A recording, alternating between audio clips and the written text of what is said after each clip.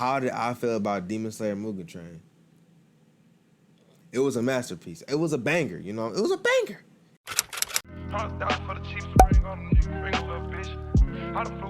Demon Slayer, what they did with this movie was they peeled layers off of the onion, right? They peeled layers off of, when you look at this show from a face value, how many times have we heard the story of a young boy who wants to go avenge his family? So he trains and gets stronger and goes through his life journey. And you know what I'm saying? He gets to a certain point and he, you know what I mean? Y'all know the story. Was it took that layer, it took that face value and peeled it off. So it went even deeper and it made me fall more in love with Demon Slayer, you know what I'm saying? So what layers am I talking about? The layers it peeled off, it was showing me the depths of Tanjiro specifically. It was showing me how much he had to fight mentally just to get by another day, just to rise up and have to go out and fight demons on, like, y'all know the demons in Demon Slayer are fucking ridiculous. Not only can they regenerate, they have demon arts. Like, come on, man, like they're ridiculous. But not only that, not only does he have to fight his inner demons, he has to fight that. I mean, these demons are way beyond his level right now where we're at in the show. It showed me how he has to fight his inner demons every single day and not look back in the past, because that is a dark past that can bring anybody down. So this, he fights these inner demons every day. You know what I mean? Because he has to fight the thoughts of, you know, like, what would happen? Am I wrong? You know, playing with that thoughts of the whole situation of his family getting slaughtered. You know what I'm saying? And back then he could not have protected them, but nowadays he can. He could have, but it just wasn't the case. So that's why I fell in love with Demon Slayer Mugen Train, because it peeled that layer off that onion and showed me what the fuck Tanjiro is really about. You know what I'm saying? Why I love this movie, it also goes into that. I'm just gonna piggyback off what I just got done saying. The reason I fell in love with this movie was because it showed me what I wanted to really see, for me to respect Tanjiro as a main character. I mean, he has dummy potential too, don't get me wrong. Tanjiro has very strong potential, and that's another reason I'm very interested in his character. But not only that, he showed me that he's just a real nigga. And y'all know me, man. I'm sorry for my non-black viewers, you know what I'm saying? But let's just put it like this. He's a real guy, you know what I'm saying? Like, he's real, you know what I'm saying? Like, I could respect him. And that is the reason why I fell in love with this movie, because it gave me reasons to respect Tanjiro, man. I respect him at 100%. My respect level for Tanjiro is at 100% right now. I'm just gonna give it to y'all raw, you know what I'm saying?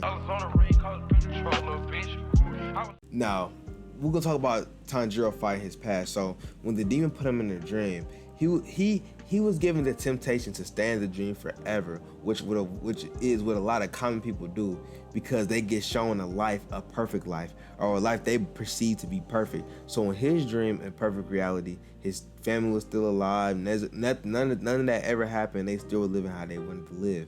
Now, did Tanjiro have his regrets? Of course, who would not have their regrets? He should have regrets. You're going to have regrets about things like that, you know what I'm saying?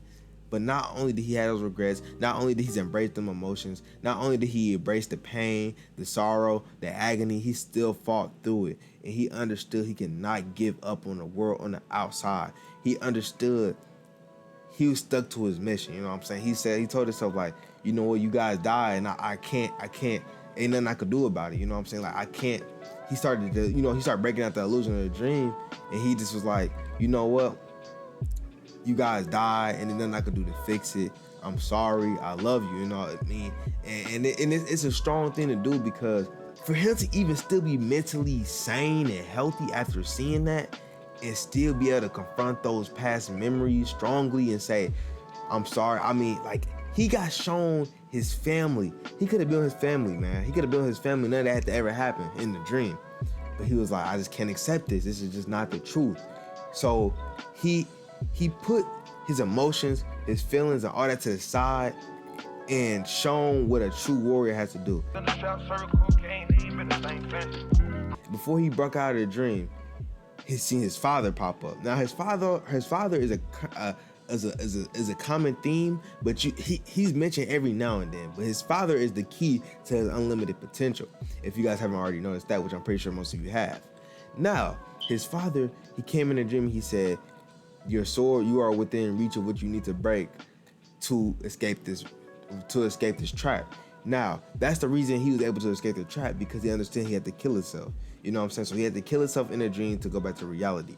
Now, his father is, like I said, the key to the untapped potential of Tanjiro Kamado, man. To be 100% honest, and his father's appearances mean a lot to me because I like to put the pieces together in my mind to figure out who his father was and how capable he really was. You know what I'm saying? So that's definitely his appearances within the dreams, and within even the reason for Tanjiro wanting to talk to Rengoku was to learn about the Hinokami Kagura.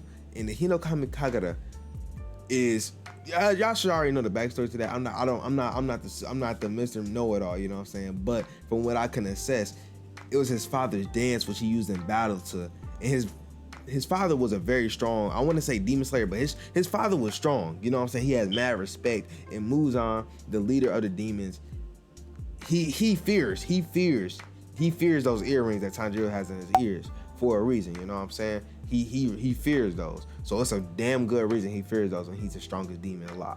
You know what I'm saying? So it's a reason why. So look, now we're gonna go fast forward to the battle with Enmu, the lower rank 1 demon and Demon Slayer Mugen. Now look, the demon itself, it was a pretty damn good fight. You know what I'm saying? I pretty much thought that was gonna be the only fight in the show, you know what I'm saying? All of the Demon Slayers versus Enmu. Now that wasn't the case, you know what I'm saying? But let's just focus on this. So lower rank 1 demon, Tanjiro and Inosuke, Zenitsu, Nezuko, and Rengoku all had to hold their own in the fight. So Rengoku, and this is when I knew Rengoku was a GOAT. He said, I'm gonna take care of 5. They were on a train, obviously. So he tell you, I'll take care of 5 carts. Nezuko and Zenitsu will take care of 3. So he took care of 5, they took care of 3. Nezuko and Zenitsu. And then Inosuke and Tanjiro were responsible for finding the demon's head, because the demon infused with the train. So when the demon infused with the train, they had to find where the head was, you know what I'm saying? So Tanjiro and friends came out victorious. I mean, to be honest, it was a good fight. And what I seen in that fight was Tanjiro IQ, leadership, and strength boost up, because what Enmu did was he kept putting him in that dream reality where he could have been with his family, but he kept killing himself and breaking out of it every single time. Now, he could not put Inosuke into the dream reality because of his bored head and the fact that he couldn't really tell where the eyes were, right? So he couldn't put him in the dream reality. So Inosuke, he had an advantage there, and he took well advantage of that, and they, in summary, end up killing the demon. So after that being said, so he rode down the hill. In Rengoku, we see the power of breathing. Now, we know Tanjiro learned and practiced how to get constant breath, which means no matter where you're awake, asleep, or whatever state you're in, you're still constantly breathing, and you have a steady breath. Now, he told him to focus his breathing to stop the bleeding. So we're shown the power of breathing, you know what I'm saying? We're shown the power of mastering your breath, you know what I'm saying? So the Hashiras are just at a whole different level, and we already know that, but it just shows you how much of a different level they're really at. So out of nowhere, this I have to be honest, this god pulls up Akaza. He's an upper rank 3 demon. Now y'all know this. Upper rank is 6 upper rank demons, 6 lower rank demons. They just fought the lower rank 1, you know what I'm saying? So they said that they have been on their pillars of upper ranks for hundreds of years, you know what I'm saying? Upper ranks barely get killed while lower ranks get constantly replaced. Lower ranks 6 through 6, my fault, I don't know why I said through 10. 6 through 12 are weak. So 12 would be the weakest, 1 being the strongest, 6 through 12, you know what I'm saying? So Enmu would have been a number 6 in this case, and Akaza would have been a rank 3 in that case. So with that being said, Akaza being a rank 3 demon, he pulls up. Now y'all know Rengoku not going for none of that whole shit. Y'all know this. Rengoku not going for none of that. So he pull up, he like, hey, what's good? Like, what you doing? Like, and they battle and they talk about it. Because Akaza wants Rengoku to become a demon, but you know he's not going to agree with that. He has a very strong will, and that's why, y'all can see it in his demeanor and personality. He's a very, very, very, very, very, very, very strong will, you know what I'm saying? And they were fighting, and they were getting to the hands, you know what I'm saying? I'm not really here to like OD, but it was a good fight. I ain't gonna lie, they was throwing them hands, and we seen the level of a Hashira that Rengoku, The Hashira, we know they were different, but this is the first time we really get to see a Hashira really go out. We see Giyu fight, but we didn't get to see him fight like this. So Rengoku, he was out there boxing, but this is, y'all got to think this is the third most powerful demon.